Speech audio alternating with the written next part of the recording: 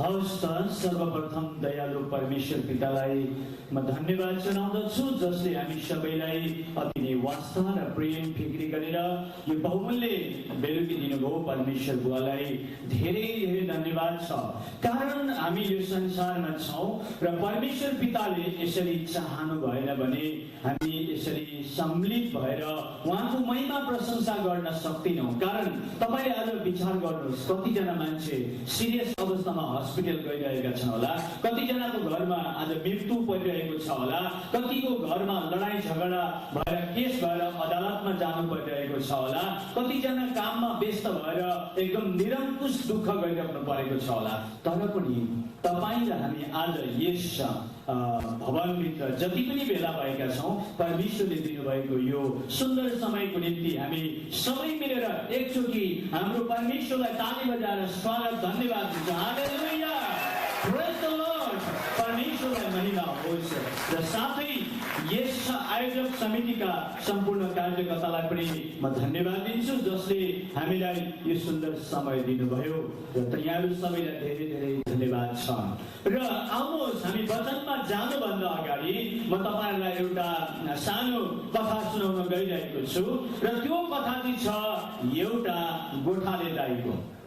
है, तपाईको हङकङमा बसेर गोठालेहरूलाई, घाँसका भारी बोक्नेहरूलाई, चिराबारी पखरामा काम गर्नेहरूलाई बिर्सिसक्नु भएको छ होला। तर हाम्रो नागरिकमा त अहिले पनि गोठाले दाइहरू हामी यताउता देख्छौँ।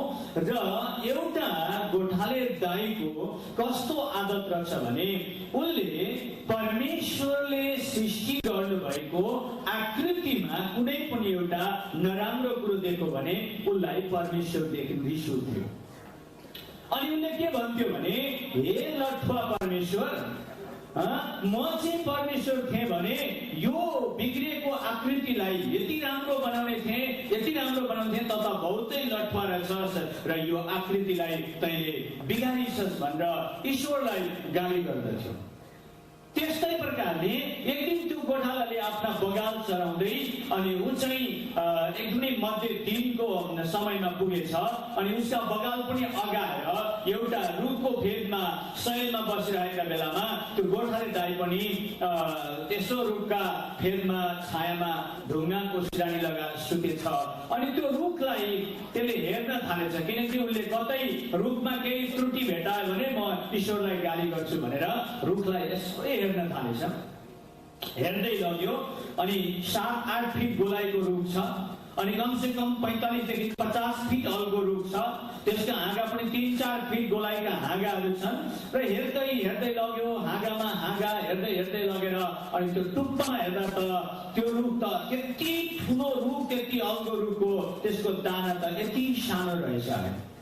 गोठालालाई रिस उठ्यो ईश्वरदेखि, ईश्वर त चाहिँ साँच्चै लठुवा होस् है, तैँले यति सानो फर्सीको बेलामा यत्रै हुन्छ, तैँले यति ठुलो फर्सी फलाउँछस्, यति राम्रो कुमिन्डाको बेलामा यति लामो ठुलो कुमिन्डो फलाउँछस्, यति लामो सानो लाउको बेलामा यति लामो त्यो लाउ फलाउँछस्, यत्रो यो 9 फिट गोलाइ 10 फिट गोलाइको रुखमा चाहिँ तैँले यति साना गुटी फलाउने हो। त्यो रुख चाहिँ रहेछ हर्राको फेरि है। रिस गोठालो ईश्वरदेखि रिसाएर भुचुक्कै भएछ अनि उसले ईश्वरलाई गाली गरेछ, ईश्वर म चाहिँ त जस्तो लठुवा होइन, यदि म यो रुखमा फल म बना सृष्टि गर्थे भने चाहिँ यो रुख अनुसारको म फल फलाउँथे, यो रुखमा म यो हर्राको दानो चाहिँ कमसे कम फर्सी भन्दा पनि ठुलो बनाइदिन्थे अनि एउटा हर्राले चाहिँ 500 जना मान्छेलाई खुवाउने बनाउन सक्ने है। त कस्तो लठुवा ईश्वर, यति ठुलो रुखमा यति साना हर्रा फलाउने भनेर ईश्वरलाई गाली गर्दा गर्दै बिचरा गोठालो निदाएछ। परबाट एउटा चरो बत्किएर आएछ है, उडेर आयो। अब कुनै त्यसलाई बाँधेर चिलेर देखेर आएको थियो होला। उडेर आउँदाखेरि चाहिँ त्यो चरो चाहिँ रुखको डालामा जब बस्यो तब त्यो चरो बत्किएर आएको त्यो बेगमा जब रुखको डालामा बस्दाखेरि चाहिँ एउटा हर्राको दानाको भेट्न पोचेको रहेछ। माथि 45 फिट माथिबाट चाहिँ हर्राको दानो घुम्दै बत्किएर आएछ र गोठाले दाइको नाकको टुप्पैमा लागेको छ हेर्नुहोस् है। त्यहाँबाट बिचरा निकालिरहेको अनि मलाई नाकमा कसले कुट्यो भनेर आत्केर उठेर नाक छामो, नाक तड्टाएर दुखेर विरक्तै भएको छ अनि अनि यतापट्टि हेरो कोही पनि छैन। त्यहाँबाट यसो छामेको त यहाँनिरको हर्राको दाना अड्किरहेको रहेछ। अनि उसलाई थाहा भयो यो हर्राका दानाले नि मेरो नाकका टुप्पामा लागेको हो भनेर। अनि त्यतिखेर पो हर्राको दानो हातमा यसो लिएर हेर्दै आफ्नो नाकलाई छाम्दै भनिन्छ अरे हे ईश्वर तपाईँ बुद्धिमान हुनुहुँदो रहेछ। किन अरे भन्दा यदि आज यो हर्राको दानो चाहिँ फर्सी भन्दा ठुलो थियो भने मेरो नाक दुख्ने मात्र होइन टाउको पनि चेप्टा हुन्थ्यो भनेर। त्यसरी नै म पनि एकचोटि हाम्रो प्रभु येशूलाई त्यसै भन्थे यो यीशु चाहिँ किन क्रुसमा झुन्डिएको होला हैन। हाम्रो राम त यति वीर हुनुहुन्छ, हाम्रो कृष्ण त यति वीर हुनुहुन्छ, हाम्रो विष्णु त यति प्रभावशाली हुनुहुन्छ, हाम्रा शिव त यस्तो हुनुहुन्छ। यो यीशु चाहिँ के भएको नाकमा एउटा लमौटी लगाएर चाहिँ क्रुसमा झुन्डिरहेको यो पक्कै देशद्रोही होला है। कसैले केही गल्ती गर्यो होला, भुल गर्यो होला, त्यसकारण राजा बादशाहहरूले यसलाई सजाय दिएका होला भनेर म त्यो फोटो हेरेर अनि यसो सोच्थेँ यसलाई पनि ईश्वर मान्नु है त्यस्तो मनमा आउँथ्यो। तर मेरो जीवनमा धेरै ठुलो एकचोटि सङ्घर्ष आयो अनि मैले त्यो क्रुसमा बलिदान हुनुभएको परमेश्वरको महान र सत्यता र सर्वश्रेष्ठताको रहस्यलाई पछि गएर बुझ्न सकेँ। र आज त्यही सिलसिलामा हजुरहरूलाई विशेष केही कुराहरू म बताउन गइरहेको छु। तपाईँ सबैले देख्नु भएको छ कि विशेष हिन्दू धर्म पालन गर्ने र बौद्धिस्ट धर्म पालन गर्ने मानिसहरूले उनीहरूको मन्दिरमा उनीहरूको मन्त्र जप्ता अनि उनीहरूको पुस्तकमा सबैभन्दा पहिला एउटा ओम अक्षरलाई तपाईँले देख्नुहुन्छ। अनि त्यो ओम अक्षर यति साह्रो विकास हुँदै यति साह्रो त्यो प्रगति हुँदै गएको छ हरेक मन्त्रमा चाहिँ हरिओम नभनिकन त मन्त्रै पढिँदैन। बुझ्नुभयो त? हरेक धर्मशास्त्रहरूमा पनि पहिला ओम नभइकन हुँदैन। तपाईँले अहिले वेदहरू हेर्नुहोस् यति ठुलो ओम हुन्छ, गीता हेर्नुहोस्, पुराण हेर्नुहोस्, सबैमा ओम हुन्छ। र यो ओम आकारभित्र एउटा छिपेको रहस्य म आज तपाईँहरूलाई बताउन गइरहेको छु।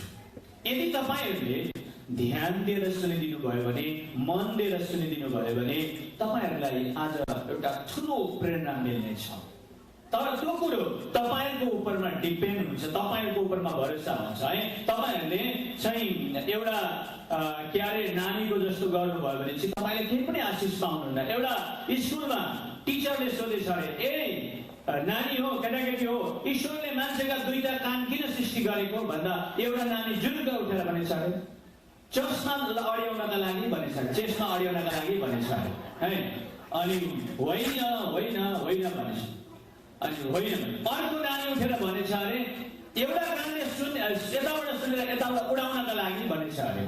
टिचरले भनेछ होइन होइन होइन भनेछ। लास्टमा त्यसो भए के हो त सर भनेको यताबाट राम्रो सुनिएन भने अर्कातिरबाट पनि कान थापेर सुन्नु। र आज तपाईँहरूलाई पनि म अनुरोध गर्दछु हात जोडेर कि दुईटा कानले सुन्नुहोस् अनि बुझ्ने प्रयास गर्नुहोस्, आशिष पाउनुहुन्छ तपाईँहरूले। प्रभुले तपाईँहरूलाई आजको वचनमा आशिष गरून्। ल अब तपाईँहरूले ओमको बारेमा ओमको भित्र भएको रहस्यलाई तपाईँले देख्नुहुन्छ र म तपाईँहरूलाई एउटा चित्र देखाउँछु। यहाँ सायद तपाईँहरूले देख्नुहुन्छ होला।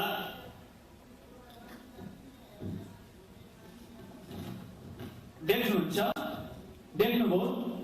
यहाँ यो चित्र चाहिँ के हो भन्नुहुन्छ भने यो तल चाहिँ जलमा शेष साई विष्णु भगवान बसेको छ र यहाँ शेष नाग छ अनि यहाँ दुईटा यसो मान्छेको टाउको जस्तो देख्दै हुनुहुन्छ विष्णु र लक्ष्मी हो। अनि विष्णुका नाभिबाट कमल हो अनि जलमा हजारौं वर्षपछि एउटा स्वर्ण अण्ड यानि कि सुनको अण्डाको उत्पत्ति भयो र त्यो सुनको अण्डाबाट विष्णुको उत्पत्ति भएर विष्णुले भन्यो एकोहम बहुसम, म एक्लै छु, धेरै हुनुपर्छ उसले भन्ने साथै त्यो सुनको अण्डामा शेषनाग र लक्ष्मीको उत्पत्ति भयो र अनि विष्णुले चाहिँ त्यो शेषनागको गुजुल्टामा चाहिँ लक्ष्मीलाई साथमा लिएर बसेपछि अनि विष्णुका नाभिबाट कमलको फूल निस्केर माथि चतुर्मुखी ब्रह्माको उत्पत्ति भयो।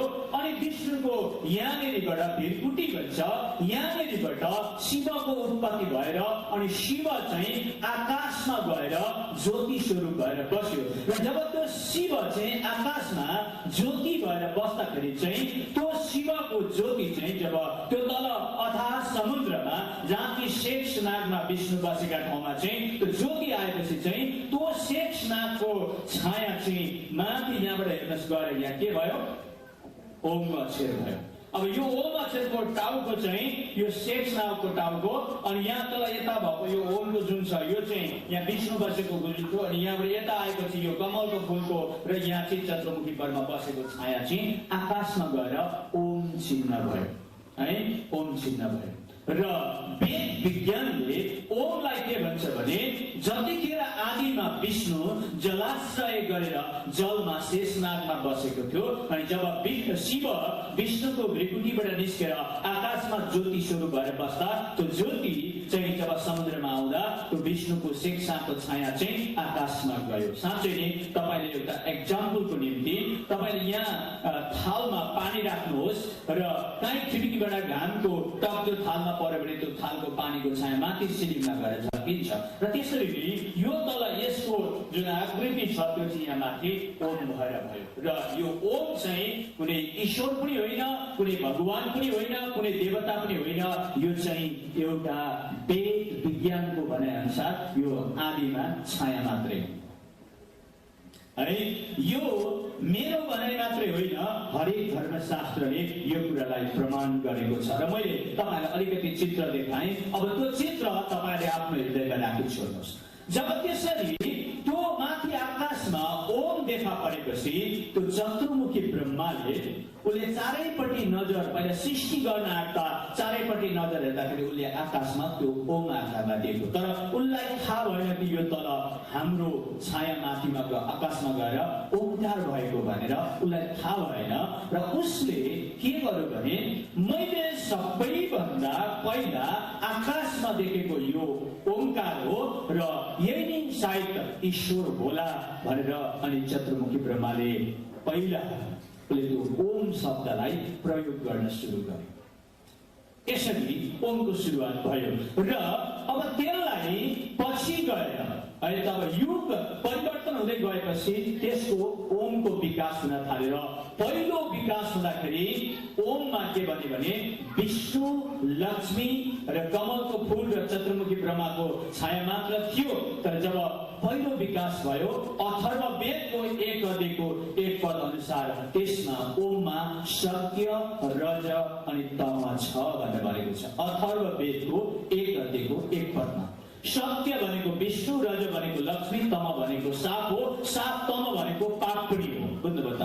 जब कसैले एकचोटि ओम भन्छ भने विष्णु, लक्ष्मी र साथै उसले पापको पनि जप गरिरहेको हुन्छ। तम भनेको कुरा चाहिँ पाप हो। यो पहिलो विकासमा त्यसरी विकास भयो र जब ओमको दोस्रो विकास हुँदा चाहिँ पछि गएर मानिसहरूले के गर्ने भने यो चाहिँ सत्य, रज, तम मात्रै होइन, यो ओममा चाहिँ त्रिगुण छ। त्रिगुण भनेको चाहिँ को भन्दा ब्रह्मा, विष्णु अनि महेश्वर होइन। उनीहरूले लक्ष्मी र शेषनागलाई राखेनन् किनकि लक्ष्मी रज हुन्, शेषनाग त तम हो। उनीहरूले त्यो दुईटालाई हटाइदिएर पछि गएर ब्रह्मा, विष्णु अनि महेश्वर तीन जसले ओमलाई जप्छ त्यसले तीनटा भगवानको नाम एकैचोटि जप्छ भनेर दोस्रो विकासमा ओम चाहिँ त्यो चाहिँ त्रिगुणमा यानि कि ब्रह्मा, विष्णु, महेश्वरमा पुग्यो। अनि त्यसै गरेर ओमको तेस्रो विकास भयो र तेस्रो विकास हुँदाखेरि त्यो पञ्च महाभूत पनि छ भनेर भने। पञ्च महाभूत भनेको चाहिँ त्यो तर्साउने भूत होइन, त्यो चाहिँ आकाश, पृथ्वी, जल, वायु अनि तेज। ओममा यी पाँचवटा महातत्त्वहरू छन् र जसले ओम अक्षरलाई जप्छ त्यसले यो पञ्च महातत्त्वलाई जपिरहेको हुन्छ भनेर त्यसलाई विकास गर्न थाले। आखिरी त त्यो छाया मात्रै थियो है, छाया मात्रै छ। तपाईहरु बुझ्दै हुनुहुन्छ मैले भनेको कुरा? यस हजुर, साउन्डले दिक्कत भयो कि भन्नुहोस् है, बुझ्नु भएन भने म दोहोऱ्याउन चेष्टा गर्छु। र अनि पाँचौं विकास हुँदाखेरि चाहिँ त्यो वेद चाहिँ पञ्चतन मात्रामा पुग्यो भन्छ। पञ्चतन मात्रा भनेको यो नेपाली शब्द हो।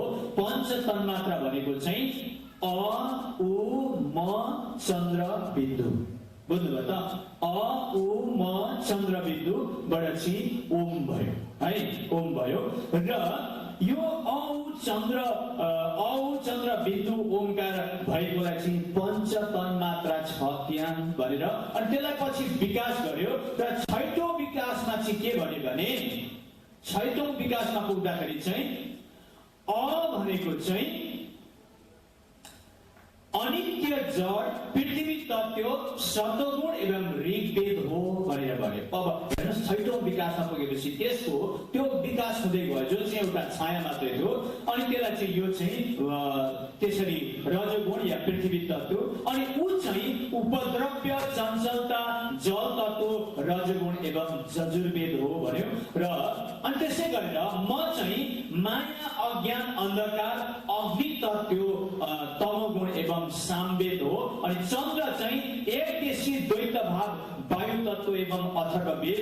अनि त्यो बिन्दु चाहिँ शून्य निद निराकार आकाश तत्व एवं सुषुम्वेद भयो भनेर त्यसलाई पछि गएर 5 वेदमा पुर्याइरहेको हामी देख्छौँ। अब हेर्नुहोस् त्यो चिज विकास हुँदै गइरहेको छ है।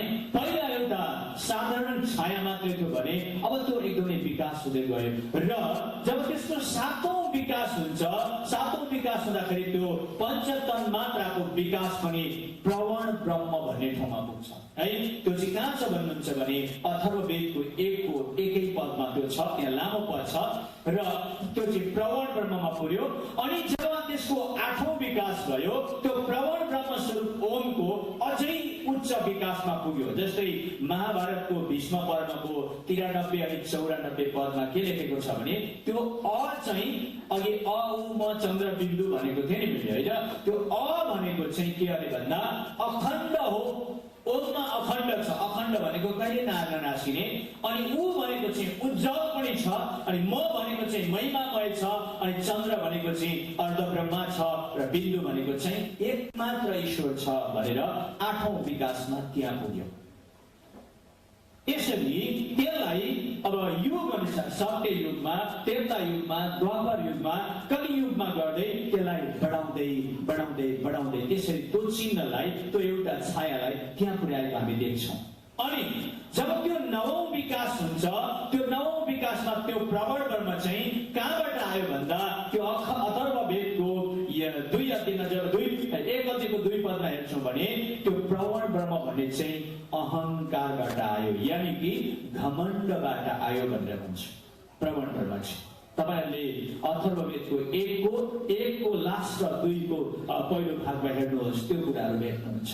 र जब त्यो जुन चाहिँ अहंकार चाहिँ अब कहाँबाट आयो भनेर जब 10औं विकासमा हामी हेर्छौँ भने त्यो अहंकार भन्ने या चाहिँ अहम भन्ने शब्द चाहिँ महु भन्ने शब्दबाट आयो भन्छ 10औं विकासमा।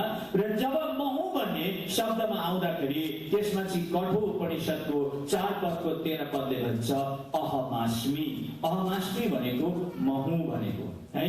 त्यसरी ओम संसारमा विकासित भएको कुरा हामीले वैदिक धर्मशास्त्र अनुसार पाउँदछौँ। रामायण उपनिषदहरू सबै धर्मशास्त्रमा हेर्नुहोस् त्यो महु भन्ने व्यक्ति चाहिँ कसले भन्यो भनेर चाहिँ वैदिक धर्मशास्त्रमा बताएको छैन।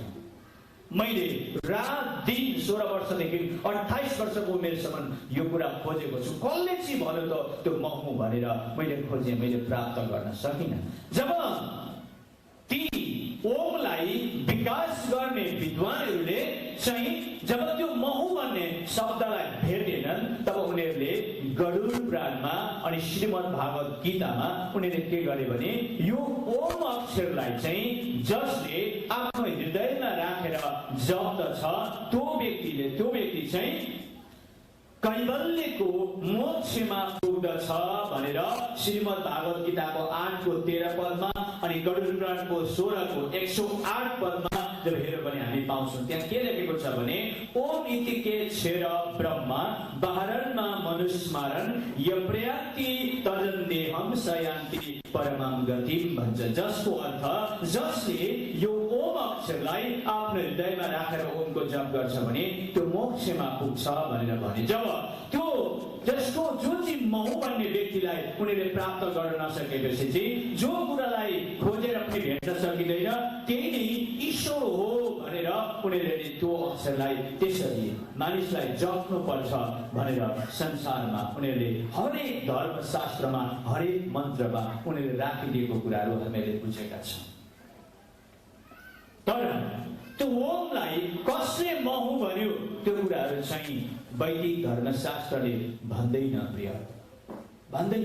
तपाईले खोज्नुहोस्, तपाईले यदि कहीँ भेट्नुभयो वेद पुराण उपनिषदमा भेट्नुभयो भने म त भोलि पर्सि गए तापनि यहाँ धेरै पास्टरहरूले मलाई चिन्नुहुन्छ अनि उहाँहरूसँग मेरो सम्पर्क लिनुहोस्, मसँग सोधी खोजी गर्नुहोस्, यहाँ भेटेको छु भन्नुहोस् है, म बात गर्छु तपाईहरुसँग कुन चाहिँ धर्मशास्त्रमा भेट्नु भएछ चाहिँ जो चाहिँ हिन्दू धर्मशास्त्रको आधारमा कसले महु भन्यो छैन। अनि अरूले जे गरे तापनि उनीहरूले जे मान्यता दिए तापनि तर मलाई चित्त बुझेन, किनभने कसैले त महु भनेको हो नि, अनि उसले महु भन्ने कारण पनि छ नि, त्यसै त महु भनेन। यो कसले भन्यो?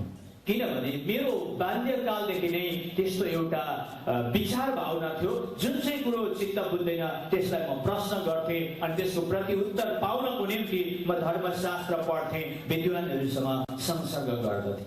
आज हाम्रो मान्छे के भएको छ भन्नुहुन्छ भने रूढिव्याधिबाट अन्धविश्वासबाट जुन कुरो आएको छ त्यो कुरोलाई नसोधिकन नसोचिकन त्यसको अनुसन्धान नगरिकन त्यो कहाँ छ के छ नबुझिकन अन्योलमा कार्य गरिरहेको छ, अन्यलमा कार्य गरिरहेको छ। त्यसकारणले गर्दा हामीलाई यो कुरा जान्न आवश्यक छ कि त्यो ओम भन्ने शब्द संस्कृतिमा अहमास्मि भन्यो, अहमास्मि भनेको नेपालीमा महु भनेको, र त्यो महु चाहिँ कसले भन्यो? जब मैले वेद पुराण उपनिषद र वैदिक धर्मशास्त्र अनुसार त्यो महु भन्ने व्यक्ति नपाउँदा म निराश भइरहेको बेलामा जब मैले पवित्र ग्रन्थ धर्मशास्त्रलाई प्राप्त गरेँ तब मैले त्यो महु भन्ने शब्द पनि बाइबलमा रहेछ। तर त्यो बाइबलमा त्यो महु भन्ने शब्दलाई चाहिँ दुई किसिमले बाइबलले बताएको छ। एउटा चाहिँ बाइबलमा बेग्लै प्रकारले महु भनेको छ, अर्को चाहिँ फेरि सही प्रकारले महु भनेको छ। अनि जब तेस्रो स्टेपमा पुग्छौं तब बाइबलमा त्यो महु भन्ने व्यक्ति को रहेछ भनेर हामी स्पष्ट पाउँछौँ। अब मैले वैदिक धर्मशास्त्र अनुसार ओम कसरी उत्पत्ति भयो र ओम कसरी विकास भयो भन्ने कुराहरू छोटकरीमा यहाँहरू सबैलाई बताइदिएको छु।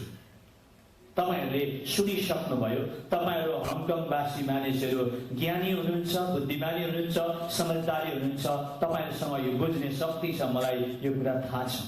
र अब बाइबलमा जब हामी जान्छौं कि त्यो महु भन्ने सही कुरातिर विषय कुरा के रहेछ बाइबलले एकदमै क्लियर गरेर छुट्याइदिएको छ। बाइबलमा एक समयमा एउटा ठूलो घटना भयो यो महु भन्ने शब्दले, त्यो चाहिँ यहाँ होइन।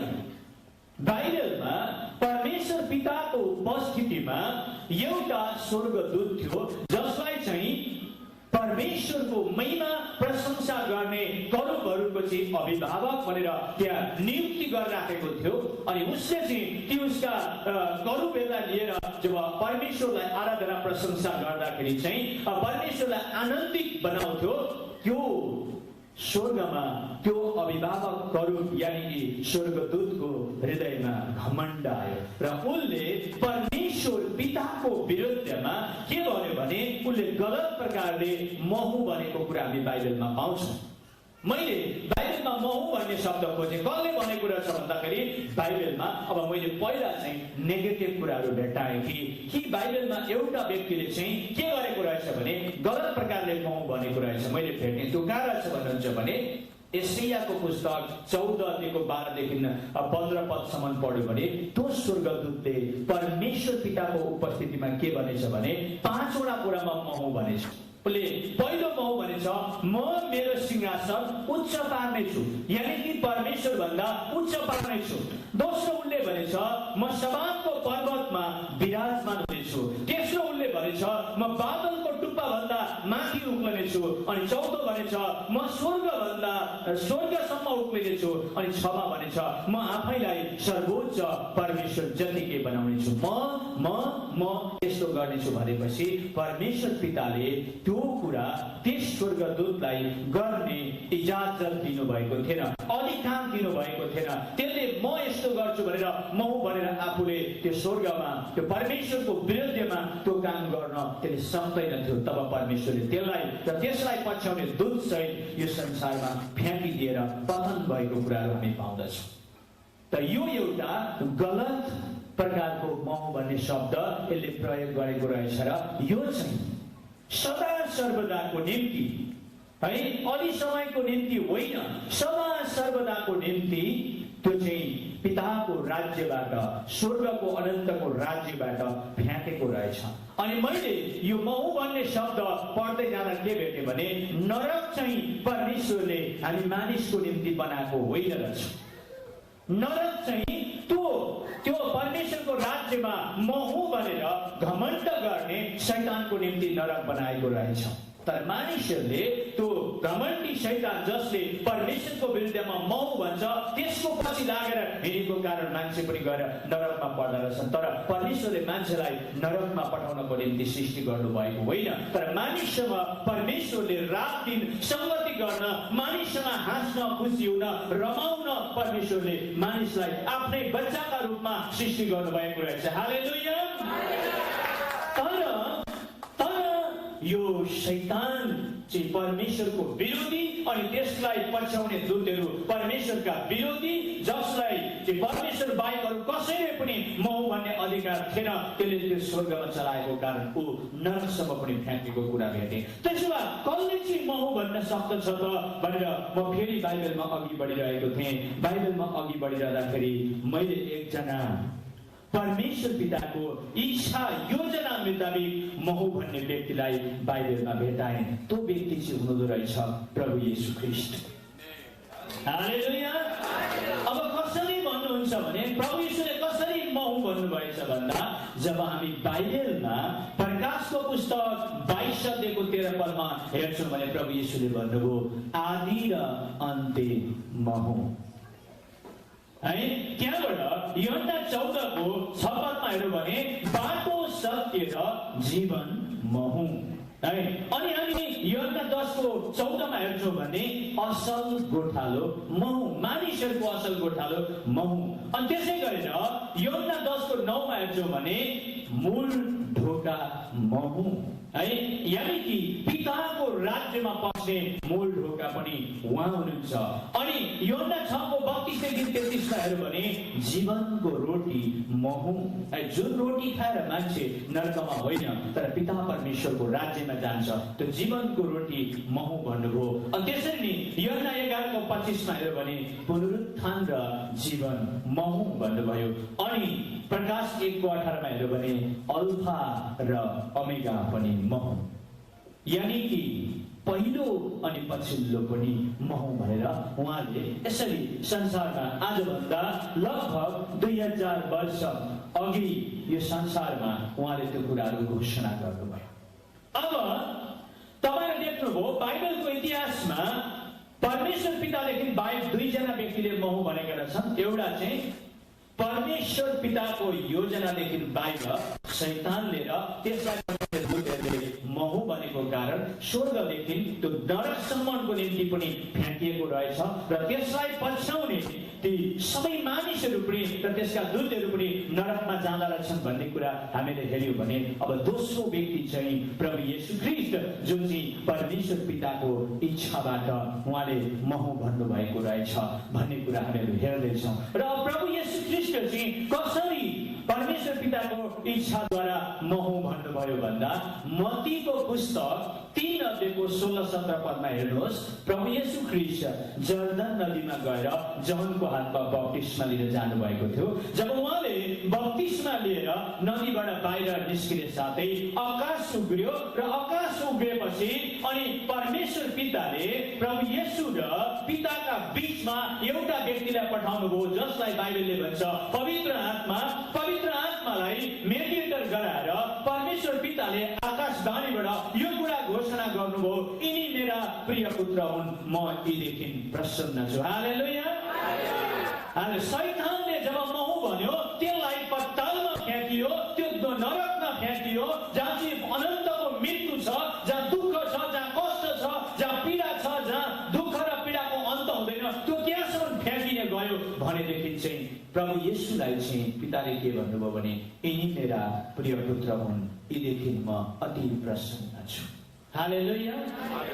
अब जसले यो विश्व ब्रह्माण्डको रचना गर्नुभयो, जसले तपाईँ हामी सबैलाई जीवनको साथ दिनुभयो, जसले तपाईँ र मलाई जीवित राख्नु भएको छ, जसले तपाईँ र मलाई मुक्ति पाएको चाहनुहुन्छ, जसले तपाईँ र मलाई पाप र अधर्मबाट क्षमा पाएर स्वर्गीय सन्तान, स्वर्गीय परिवार, ईश्वरका परिवार भएर जिएको चाहनुहुन्छ, त्यो परमेश्वरले चाहिँ तपाईँ र मेरो उद्धारकर्ता र मुक्तिदाता बनाएर पठाएको प्रभु येशूले जब जर्दन नदीमा बप्तिस्मा लिएर निस्किँदाखेरि त्यो कुरा भन्नुभयो।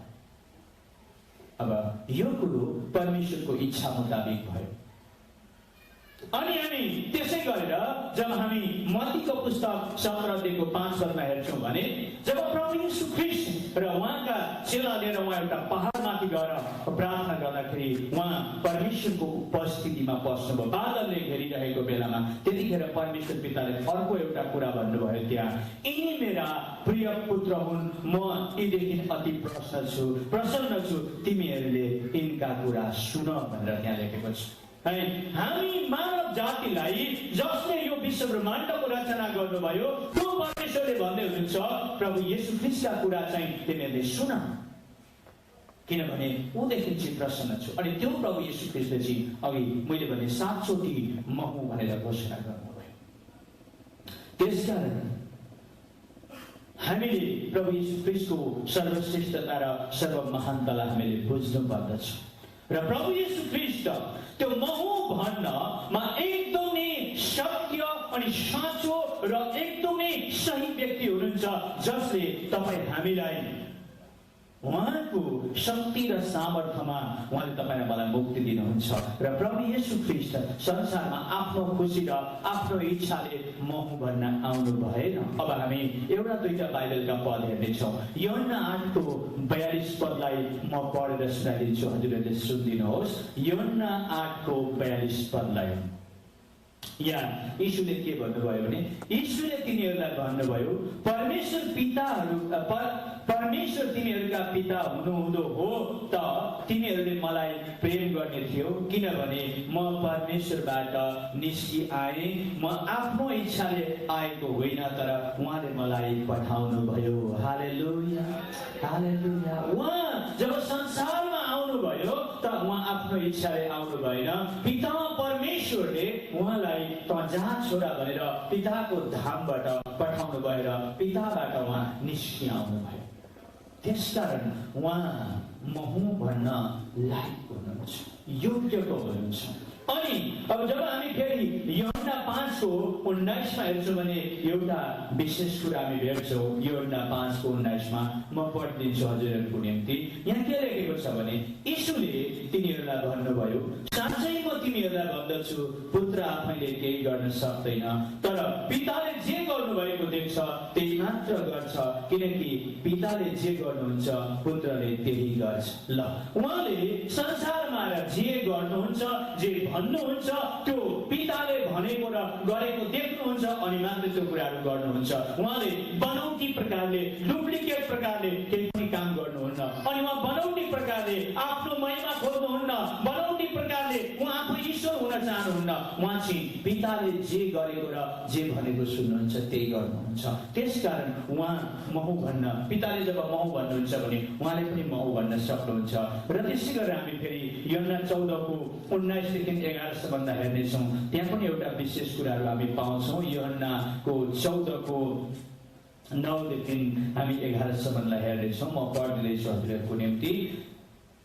यहाँ एउटा व्यक्तिले के भन्छ भने यीशुले 8बाट पढ्छु। फिलिपले उहाँलाई भने, हे प्रभु, हामीलाई पिता देखाउनुहोस्, त्यति भए हामीलाई पुग्छ।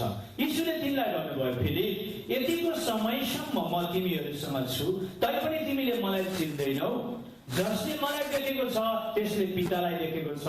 तिमी कसरी भन्न सक्छौ हामीलाई पिता देखाइदिनुहोस्? म पितामा छु र पिता ममा हुनुहुन्छ भनेर के तिमी विश्वास गर्दैनौ? जुन बाणी म तिमीहरूलाई भन्दछु त्यो मैले मेरो आफ्नै अधिकारमा बोलेको होइन, तर ममा वास गर्नुहुने पिताले आफ्नो काम गर्नुहुन्छ। र मलाई विश्वास गर कि म पितामा छु र पिता ममा हुनुहुन्छ, नत्र भने यी कामहरूकै खातिर पनि विश्वास गर। हेर्नुहोस्, पिताले उहाँलाई अधिकार दिनुभएको कारणले मात्रै उहाँले महु भन्ने शब्द प्रयोग गर्नुभयो। तर संसारलाई भरमाउने, संसारलाई पाप र अधर्ममा गिराउने शैतानलाई पिताले त महु भन्न दिएको थिएन। त्यसले आफ्नो इच्छाले महु भनेको थियो। तर आज प्रियहरू, संसारमा जो मानिसले आफ्नो इच्छाले महु भन्यो, जो स्वर्गदूतले आफ्नो इच्छाले महु भन्यो र उनले परमेश्वरको विरुद्धमा एउटा राज्य खडा गर्न चाह्यो, आज सहस्र मान्छेहरू त्यसको चौडा बाटोमा हिँडेर आज न प्रचण्ड अग्निकुण्डको लक्ष्यतिर भइरहेका छन्। तर प्रभु येशू ख्रीष्ट जो परमेश्वरबाट निस्केर आउनुभयो अनि महु भन्ने प्रभु येशूले तपाईँ र मेरो निम्ति बचाउन चाहनुहुन्छ। अब प्रभु येशू ख्रीष्टले महु भनेको तपाईँले सुन्नुभयो भने उहाँलाई पठाउने पिताले पनि महु भन्नुभएको छ त भनेर जब अब हामी बाइबलमा हेर्छौँ भने जो सृष्टिकर्ता परमेश्वर, जो आदि र अन्त्य पहिलो हुनुहुन्छ, जसले यो विश्व ब्रह्माण्डको रचना गर्नुभयो, उहाँले बाइबलमा प्रस्थानको 3:13 अनि 14 महु भन्नुभएको छ। कसरी भन्नुहुन्छ भने एक समयमा इजरायली जातिहरू मिश्र देशमा दासत्वमा परेका थिए र तिनीहरूले परमेश्वरलाई पुकारा गरिरहेका थिए र परमेश्वरले मिश्र जातिको दुःखलाई देख्नुभयो र अनि परमेश्वरले एउटा मोसा भन्ने व्यक्तिलाई बोलाउनु भयो र मोसालाई मिश्र देशमा गएर मेरा जातिहरूलाई तैँले छुटकारा दिलाएर लिए भनेर आज्ञा दिँदा मोसाले सोध्यो, म इजरायली जातिबाट तपाईँको आज्ञा पालन गरेर जान्छु, तर इजरायली जातिले तँलाई कसले पठाएको हो भनेर सोधे भने मैले के भन्नु भन्दा परमेश्वरले भन्नुभयो, तेरा पिता पुर्खाका परमेश्वरले पठाएको हो भन्नुभयो परमेश्वरले। अनि फेरि मोसाले भन्यो कि तेरा पिता पुर्खाका परमेश्वरको नाम चाहिँ के हो भनेर सोधे भने म के हो भन्दा तैँले तिनीहरूलाई भन्नु, म हुँ जो महु भन्नेले मलाई पठाएको हो भन्नुभयो। भनेपछि त्यो महु भन्ने व्यक्ति जो हामीले पहिला भेटेका थियौँ त्यो को रहेछ भन्दा तपाईँ हामी सबैलाई यो पवित्र ग्रन्थ बाइबलले बताएको परमेश्वर पिता हुनुहुँदो रहेछ। उहाँले मोसालाई आफ्नो स्वयं बाणीद्वारा भन्नुभयो, तैँले गएर जब इजरायली जातिलाई भन्ने छ तिमीहरूका पिता पुर्खाका परमेश्वरले मलाई पठाएको भन्दाखेरि अनि फेरि तिनीहरूले तँलाई सोध्दैछन् तिमीहरूका पिता पुर्खाको परमेश्वर को भन्दा तैँले भन्नु, म हुँ जो महु भन्नेले पठाएको हो भनेर। हेर्नुहोस्, त्यसो भए महु भन्ने व्यक्ति को रहेछ? तपाईँ हामी सबै भन्ने परमेश्वर प्रभु येशू ख्रीष्ट तपाईँ र म आउनुपर्छ। प्रिय हेर्नुहोस्, तपाईँहरूलाई म आज बेलुकी के भन्न चाहन्छु भने म पनि तपाईँहरू जस्तै एउटा गोर्खाली व्यक्ति हुँ। मैले इन्डियाबाट आएर हङकङवासी हाम्रा गोर्खाली दाजुभाइहरूलाई भरमाउने कुरा गरे भने यो परमेश्वरले मलाई पनि दण्ड दिने काम हुन्छ। तर म यदि धर्मशास्त्रले बताएका सही कुरा तपाईहरूलाई यसरी घोषणा गर्छु र त्यो कुरा सठिक हो भने मैले हजारौं लाखौं परमेश्वरबाट आशिष र स्याबास पाउँछु, किनभने मैले सही कुरा मैले यो पनि बुझेको छु। म क्रिस्चियन भए सबैलाई क्रिस्चियन बनाउँछु भन्ने इरादाले चाहिँ म यहाँ तपाईँहरूलाई यसरी फलाक्न आएको होइन प्रिय, बुझ्नुभयो त? तर यो सही कुरो जो हामीले संघर्ष गरेर 16 वर्षदेखि 29 वर्षसम्मको उमेरमा संघर्ष गरेर जब सही कुरो धर्मशास्त्रमा भेट्यौं, अनि यो कुरो तपाईहरुको बीचमा मात्रै होइन, आज विश्वविख्यात पण्डितहरू, पुरोहितहरू, धर्मशास्त्रका स्कलरहरू, धर्मशास्त्रमा रातदिन खोज्ने व्यक्तिहरूका अगाडि पनि हामी यो कुरालाई घोषणा गरेर भन्न सक्छौं, किनभने यी लिखित कुराहरू हो। लिखित कुरा भन्न सकिन्छ प्रियहरू। त्यसकारण म हजुरहरूलाई के भन्न चाहन्छु भने मलाई हङकङवासी हाम्रा गोर्खाली दाजुभाइ दिदीबहिनीहरूको माया छ, माया छ। तपाईको आत्मा बाँचेको म चाहन्छु, तपाईको आत्मा बाँचेको हाम्रो रेभरेन्ड टिका थोमस चाहनुहुन्छ, तपाईको आत्मा बाँचेको हङकङका प्रत्येक मण्डलीका गुरु बाबा, पास्टर बाबाहरू चाहनुहुन्छ, किनकि तपाईको आत्मा हेर्नुहोस् न, त्यो शैतान कस्तो दुष्ट शैतान छ। उसले स्वर्गमा परमेश्वरको उपस्थितिमा उपद्रव गर्यो, परमेश्वरको उपस्थितिमा काम बिगार्यो, अनि स्वर्गबाट फ्याँक्यो, अनि संसारमा उसले के गर्यो भने मानिसलाई पनि आफूसँग नरकमा लानको निम्ति विभिन्न प्रकारको मेथड तपाईलाई मेरो अगाडि राखिदियो, विभिन्न प्रकारको युक्ति राखिदियो, जसले तपाईलाई मलाई सिधै नरकमा लिएर जान्छ। त्यसकारण आज युगको अन्तमा प्रभु येशूले तपाईँ र मेरो निम्ति एउटा चिन्ह राखिदिनु भएको छ। त्यो चिन्ह हो यो क्रुस। हालेलुया। तपाईँ ओमबाट होइन, तपाईँको स्वस्ति चिन्हबाट होइन, तपाईँ विभिन्न चिन्हबाट होइन।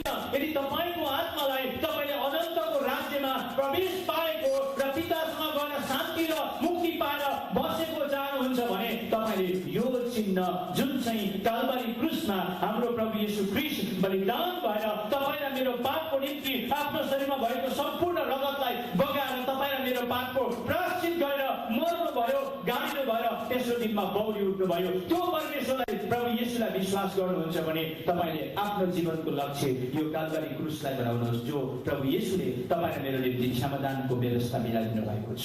हालेलुया। प्रेज द लर्ड। यो सच्चाइ कुरो हो प्रियहरू। अब यो कलिजुग हो, यसमा हामीले पौराणिक कुराहरूका पछि लागेर तपाईँले र मैले मुक्ति पाउँदैनौँ। मुक्ति पाउने हो भने कलिजुगमा परमेश्वरले तपाईँ र मेरो निम्ति व्यवस्था मिलाइदिएको कुरालाई तपाईँले र मैले विश्वास गर्नुपर्छ। तब मात्रै तपाईँले र मैले मुक्ति भन्ने कुराहरू प्राप्त गर्न सक्दछौँ, अनन्त जीवन प्राप्त गर्न सक्छौँ। हेर्नुहोस्, प्रभु येशू ख्रीष्ट कति नम्र व्यक्ति हुनुहुन्छ, कति एउटा आदरणीय व्यक्ति हुनुहुन्छ, कति माननीय व्यक्ति हुनुहुन्छ, जसले तपाईँ र मेरो सम्पूर्ण पापको प्रायश्चित्तको काम पनि आफैले गर्नुभयो। तपाईँ र मेरो निम्ति जो तपाईँ र मैले बलि हुनुपर्ने थियो त्यो काम पनि उहाँले नै गर्नुभयो। सबै काम उहाँले सिद्ध्याउनु भयो। अनि तपाईँ र मलाई भन्नुहुन्छ, हे सबै थाकेका र बोझले दबिएका हो, म कहाँ हो, म तिमीहरूलाई विश्राम दिनेछु।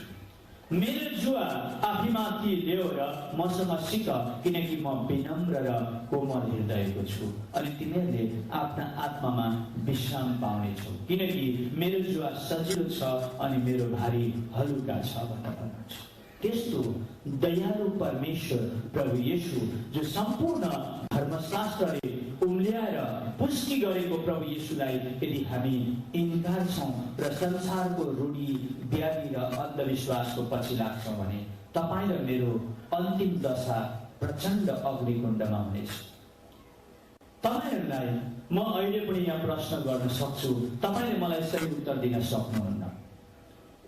जब दशैं आउँछ, हाम्रा दाजुभाइ दिदीबहिनीहरूले दशैं र तिहार मान्छन्, अनि तिहारमा एउटा प्रथा छ, हाम्रा नेपाली दाजुभाइ दिदीबहिनीले देउसी र भैली खेल्छन् है। म पनि पहिला खेल्थेँ।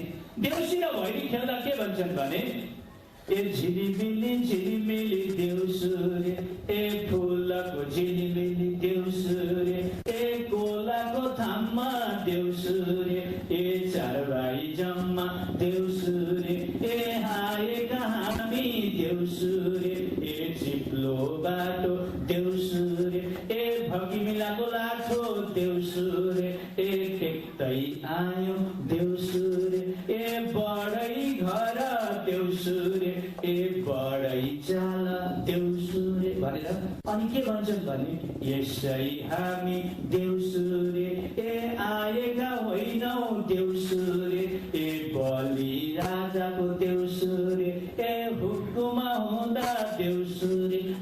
भनेपछि त अब बलिराजाले किन देउसी खेल्न पठायो नेपालीलाई थाहै छैन। लु थाहा छ भने भन्नुहोस् त किन पठाएको? छैन। पठायो।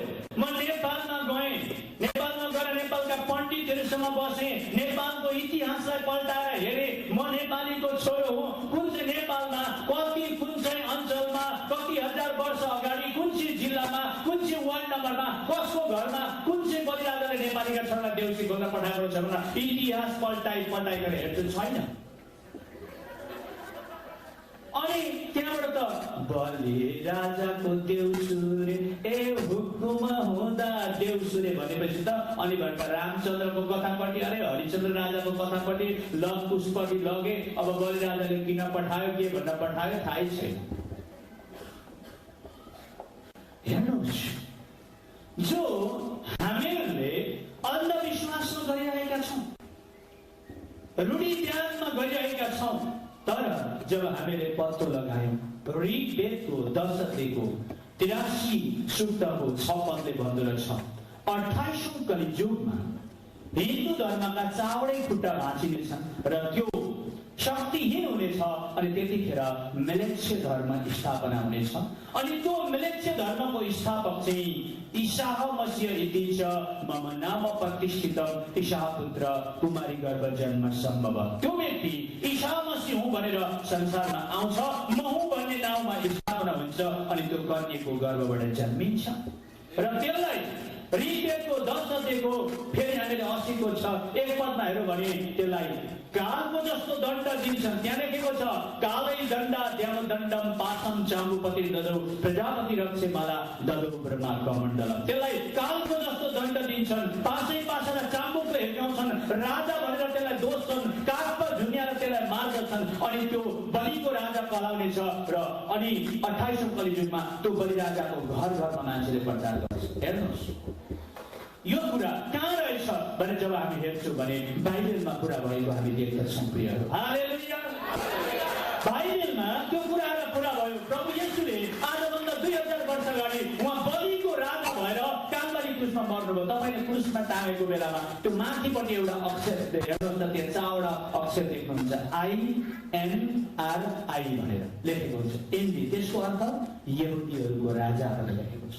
उहाँलाई राजा भनेर टाँगेको थियो किनभने बलिको राजा उहाँ आजभन्दा 2000 वर्ष अगाडि लगभग तपाईँ हामी सबैको पाप र अधर्मको निम्ति बलि हुनु। अब कसरी बलि हुनुभयो भन्दा तपाईँले अब एकछिन क्रुसमा झुन्डिएको यीशुलाई हेर्नुहोस्।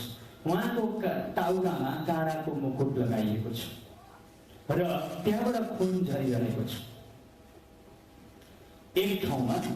अनि दुईटा हातमा गजाल ठोकिएको छ, 3 ठाउँमा कोखामा भालाले ठोकिएको छ, 4 ठाउँमा दुईटा खुट्टामा गजाल ठोकिएको छ, 6 ठाउँमा 6 ठाउँमा चोट लागेर उहाँ बलिदान भएको छ। किन भन्नुहोस् त, जब मान्छे संसारमा शैतानको वशमा परेर पापी भयो र अनि परमेश्वरले मानिसलाई वर्षमा तिमीहरूले 6वटा बलिदान चढाउनु पर्छ है भनेर बाइबलमा लेवीको पुस्तक 7 अध्यायको 37 पदमा लेखेको छ, होम बलि, अन्न बलि, पाप बलि, मेल बलि, दोष बलि अनि संस्कार बलि भनेर ती 6वटा बलिदान तिमीहरूले गर्नुपर्छ है आफ्नो पापको सम्झनाको निम्ति भनेको छ। तर मानिस पापी भएको कारण, स्वार्थी भएको कारणले गर्दा कसैले 4वटा बलिदान गर्यो, दोडा गरेन, कसैले दोडा गर्यो, 4वटा गरेन, कसैले 5वटा गर्यो, एउटा गरेन। उनीहरूले बलिदानको व्यवस्थाको काम पुरा गर्दै गरेन, कोही साल त गर्दै गरेन।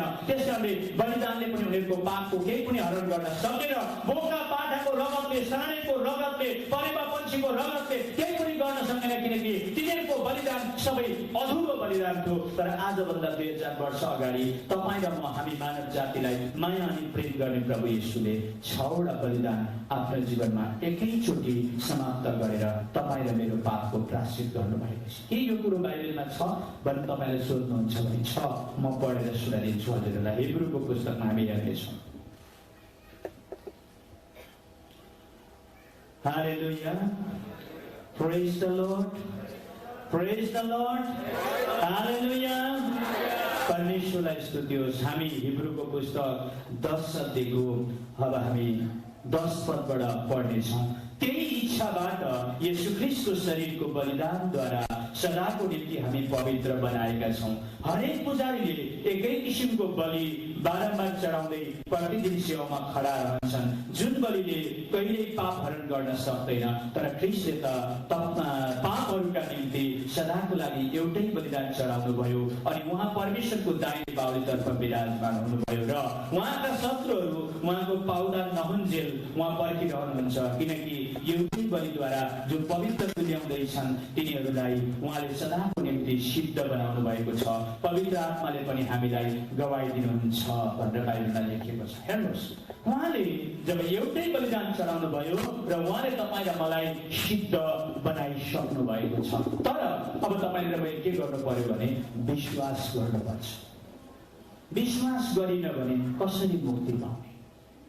तपाईले भन्नुहुन्छ होला हाम्रा भगवानहरूले पनि मुक्ति दिन्छन्, तर म तपाईलाई भन्छु, तपाईको घरमा स्वस्थानीको किताब छ होला, गएर हेर्नुहोस्। आज बेलुका नै स्वस्थानीको पुस्तकको पहिलो अध्यायको पहिलो पेजमा के लेखेको छ भने यम वर्म वरुणेन्द्र रुद्र मरुतम स्तुवर्त देवैस्तवै वेदै सामपिने उपनिषदै गायन्तियम सामगा ध्यान अवस्थित तद्गतिन मनसा पश्यन्तियम योगिनो यस्यन्तं न विदु सुरासुरगणा देवाय तस्मै नमः भन्छ, जसको अर्थ ब्रह्मा विष्णु महेश्वर 33 कोटी देव देवता सुर असुर गण वेद पुराण उपनिषदहरू सबैले परमात्माको गुणानुवाद गाउन र उहाँलाई भेट्न खोजिरहेका छन्, तर प्राप्त गर्न सकेका छैनन्। तिनीहरू थाकिसकेका छन्। तपाईले भोलि बिहान रेडियो नेपाल सेन्टर खोल्नुहोस् र रेडियो नेपालमा आरती गरेको सुन्नुहोस्। त्यहाँ के भन्छ भने वेद पुराण थकित छन् प्रभुको वर्णनमा भन्छ। वेद पुराणहरू पनि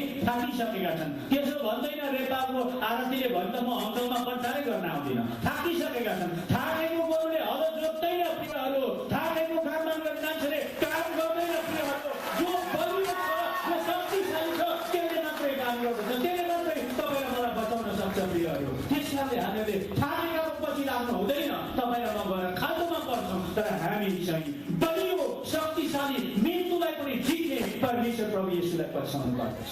के तपाईँले प्रभु येशूलाई विश्वास गर्न तयार हुनुहुन्छ? आफ्नो भाइले आएर आफ्नो दाइले आएर यसरी हङकङमा यो होलमा चिल्लाइकन कराएको विश्वास गर्न तपाईँलाई गाह्रो लाग्छ? हामीले विश्वास गर्नुपर्छ त्यो प्रभु येशूलाई। त्यो प्रभु येशूको पछि लाग्नुपर्छ। उहाँ तपाईँ र मलाई पितामा पुर्याउने बाटो, सत्य र जीवन। हालेलुया। उहाँदेखि बाहेक हामी कोही पनि पिता कहाँ जान सक्दैन। किनभने मैले तपाईँलाई देखाएँ त ओमबाट है कसरी कहाँ के भएको रहेछ कनेक्सनहरू। हेर्नुहोस्, हामी धर्ममा पर्नु हुँदैन। त्यसकारण जसले यो क्रुस चिन्हलाई आफ्नो लक्ष्य बनाएर प्रभु येशूको पछि लाग्दैनन् ती मान्छेहरूको गतिविधि कस्तो छ म तपाईँलाई भनिदिन्छु। हामी पनि एकदिन त्यस्तै छौँ है। हामी पनि त्यही गल्लीबाट आएका हौँ। तिनीहरूलाई घरमा एउटा आठाने लाग्यो। आठाने भनेको एउटा लडी मरेको जागृत आत्मा हो। आठाने लाग्यो, एउटा बिजुवालाई बोलाएर एउटा कुखुराको चल्लो लिएर भन्छ ल्याएर ए को बिन्ती ए होपा बिन्ती गर्दै त्यो कुखुराका चल्लामा त्यो आठानेलाई सारिदिन्छ। ओके। अनि एउटा प्रेत आत्मा लाग्यो, त्यसलाई पनि एउटा पुजेकै छ, भूत लागो पुजेकै छ, ग्रह लागो पुजेकै छ, नक्षत्र लागो पुजेकै छ, डङ्केरी लागो पुजेकै छ, शङ्केरी लागो पुजेकै छ, सबैलाई पुजेको छ। अब तपाईँ र मेरो आत्मालाई त्यो परमेश्वरमा जान्छ। गीतामा पढ्नुहोस्, 9 अध्यायको 56 लेखेको छ जसले चाहिँ भूतलाई पुज्छ भूतसँगै जान्छ, जसले चाहिँ देवी देवतालाई पुज्छ तिनीहरूसँग मिल्छ र एकदिन नाश हुन्छ, जसले पितृहरूलाई पुज्छ तिनीहरूसँग पुगेर त्यो पनि नाश हुन्छ, जसले पूर्ण परमात्मा परमेश्वरलाई भेट्छ त्यसले अनन्तको मुक्ति पाएर अनन्तको राज्यमा जान्छ भनेर गीताको 9 अध्यायमा लेखेको छ। भने के चाहिँ हेर्नुहुन्छ प्रियहरू? तपाईँहरू के हेर्नुहुन्छ? किन आँखा बन्द गर्नुहुन्छ र भूत प्रेतको पछि लाग्नुहुन्छ, ग्रह नक्षत्रको पछि लाग्नुहुन्छ? मान्छेले चन्द्रलोकमा गएर अब घर बनाउन आँटिसक्यो, ताराहरूमा गएर मुर बनाउन आँटिसक्यो। अब पनि तपाईँ त्यसलाई चन्द्रमा मनेश्वर सूर्य ज्योति भनेर ढोकिराख्नु तपाईँलाई कसरी मन लाग्छ प्रियहरू? गलत काम हामी नगर्नु। अब यो भनेको विकास उन्नति विद्या बुद्धिले परिपूर्ण भएको युगमा तपाईँहरू हामी छौँ। त्यसकारण गर्दा हामी अन्धविश्वासको पछि नलागौँ प्रियहरू। हामी सही विश्वासमा हौँ। तपाईँ र मलाई प्रभु येशूले सही विश्वास। एउटा क्रिस्चियनलाई तपाईले एउटा यति ठुलो खुकुरी लिनुहोस् हातमा र त्यसका हात खुट्टा बाँधेर त्यहाँ त्यसलाई घोप्टोमा राख्नुहोस् र अनि यो भूतलाई कुछ भन्नुहोस् त बरु तपाईँको खुकुरी काट्नको लागि गला थाप्छ, भूतलाई पुग्दैन। किनभने उसलाई भूतलाई पुजेर नर्क जान मन छैन। कोही हुनुहुन्छ भूत पुग्ने क्रिस्चियन? कोही पनि छैन भूत पुग्ने क्रिस्चियन। परमेश्वरलाई पुग्दछ। त्यो हो एउटा आफ्नो ईश्वरप्रतिको प्रतिबद्धता। जसरी एउटी हाम्रा स्त्रीहरू, नेपाली गोर्खाली स्त्रीहरूले आफ्नो लोग्नेलाई ईश्वर बराबर मान्छे, अरू लोग्नेसँग परगमन गर्न चाहने, किनभने ऊ पतिव्रता हुन चाहन्छे। यदि संसारको कुनै पनि स्त्रीले आफ्नो लोग्नेलाई पतिव्रता मान्नुपर्छ भने आफ्नो आत्माको पतिलाई चाहिँ किन हामी हजारौं करोडौं 33 कोटी बनाउँछौँ भन्नुहोस् न? किन बनाउँछौँ? कसलाई खुसी पार्ने? कुन चाहिँ ठाउँमा जाने? यो आत्मा भाग हुन्छ भएपछि मरेपछि, कोही चाहिँ विष्णु लोकमा, कोही चाहिँ शिव लोकमा, कोही देवी लोकमा, कोही भूत लोकमा, कोही तपाईँ र मेरो आत्मा कतिवटा छ? एउटै छ प्रियहरू, भाग हुन सक्दैन। त्यसकारणले प्रभु येशूले भन्नुभयो, जो मका आउँछ त्यसले एउटै विश्वास, एउटै प्रभु, एउटै बाप्तिस्मा, है, एउटै सम्बन्ध हुन्छ। जो आज हामीले भेटा र हाम्रा दाजुभाइ दिदीबहिनीहरू बिचमा हामी ल्याउँदैछौँ। तपाईहरुले विश्वास गर्नुहोस् प्रिय। र म अब धेरै लामो भन्न चाहदिनँ, हाम्रो समय सकिसकेको छ। मलाई पहिला दशैंमा टिको लाउँदाखेरि मन्त्र पढ्न खुब राम्रो लाग्थ्यो। म पढ्दथेँ, हेर्नुहोस् के भनेर पढ्दथेँ तपाईँलाई थाहा छ? आयुन्द्रो नसुते श्रियन्त दशरथे शत्रु छयन्दा गवे ऐश्वर्यं नौसे गतिष्ठ पवने मानं च दुर्योधने सूर्य शान्त बने बलं च हलधरे सत्यं च कुन्ती सुते सुज्ञानं विदुर प्रभुति भगवान् श्री कृष्ण नारायणे सर्वै मंगल मंगल्यं शिवे सर्वर साधिके शरणे त्र्यम्बके गौरी नारायणे नमस्तुते। अहिलेको दशैंको टिको, सहस्र दशैंको निम्तो भनेर टिको राखिन्छ। तर मैले पछि त्यो संस्कृति शब्दको अर्थ खोजे। आयु द्रोण सुते श्रियं च दशरथे भनेको के रहेछ भन्दा आयु चाहिँ द्रोणको छोराको जस्तो होस् भनेको रहेछ। मैले महाभारतमा द्रोणको छोराको आयु कस्तो रहेछ भनेर पढेको त अर्जुनले तीरले हानी मारेको। हेर्नुहोस् महाभारतमा, म गल्ती कुरा भन्दिनँ है। अनि श्रियं च दशरथे, दशरथ राजाको जस्तो तेरो साय होस् भनेको त राम जस्तो भगवान दशरथको राजाको घरमा जन्मेको राक्षसनी कैकेयीको कुरा सुनेर वनवास लगाइदिनु पर्यो। के त्यो सायम चाहिँ भयो? शत्रु छायम र गवे, मान्छेको शैतान मान्छे होइन शैतान हो। त्यो शैतान जबसम्म परमेश्वर पिताले त्यसलाई त्यो फुकेर मार्दिनुहुन्न, नष्ट गर्नुहुन्न, त्यो शैतान रहिरहेछ। तपाईँ र मेरो शैतान चाहिँ अहिले संसारमा सकेको छैन। एक दिन परमेश्वरले मात्रै त्यसलाई सक्नुहुन्छ। अनि ऐश्वर्य नौसे, अरे नौस राजाको जस्तो ऐश्वर्य होस् भनेको छ, तर अंशमा झगडा परेर अनि भाइहरूले सबै अंश लाँदाखेरि नौस राजा चाहिँ नदीमा गएर घाम तट्टेका बेलामा बालुवामा सुत्दाखेरि डढेर मरेको छ। त्यस्तो ऐश्वर्य राम्रो हुन्छ? गतिस्थ पाउने हावाको जस्तो गति होस् अरे। अहिले यहाँ तपाईँ यहाँ चाहिँ फेरि पनि फाइटरम्यान हुनुहोस् त एउटा नेपाली, त्यो पहिलाको फाइटरम्यानले तपाईँलाई के गर्दो रहेछ होइन? गतिस्थ पाउने हावाको जस्तो गति हुन गाह्रो छ तपाईँलाई। बलम छ हलधरे, अनि बलरामको जस्तो बल भएको होस् भनेर। अनि सत्यम छ कुन्ती सुते, कुन्तीका छोरा पञ्च पाण्डवको जस्तो सत्य होस् अरे। 5 वटा भाइले एउटी बुढी बेगारेको छ। नेपाली सत्य हो? लु भन्नुहोस् न, कोही यहाँ हिन्दू हुनुहुन्छ होला, तपाईँ भन्नुहोस् न तपाईँका छोराले 5 वटाले चाहिँ एउटी बुढी ल्यायो भने सेवास गीताको कुरा पुरा गरिस् भन्ने स्वागत गर्नुहुन्छ? गर्नुहुन्न, गर्नुहुँदैन। कताको सत्य भयो? सुज्ञानम विदुर, विदुरको जस्तो ज्ञान होस् भन्छ। पञ्च पाण्डव र कौरवलाई लडाई गर्न लगाउने नि विदुर हो। हेर्नुहोस् न, त्यो टिको लाउन कति सारा पाएको रहेछ।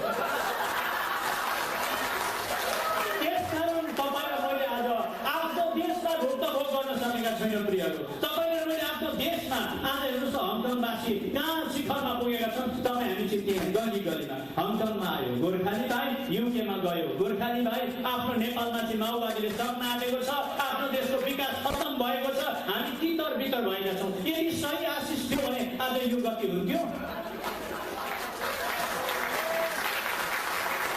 सही आशिष पाउनुहोस् जो प्रभु येशू ख्रीष्टले दिनुहुन्छ। हालेलुया, प्रेज द लर्ड। आउनुहोस्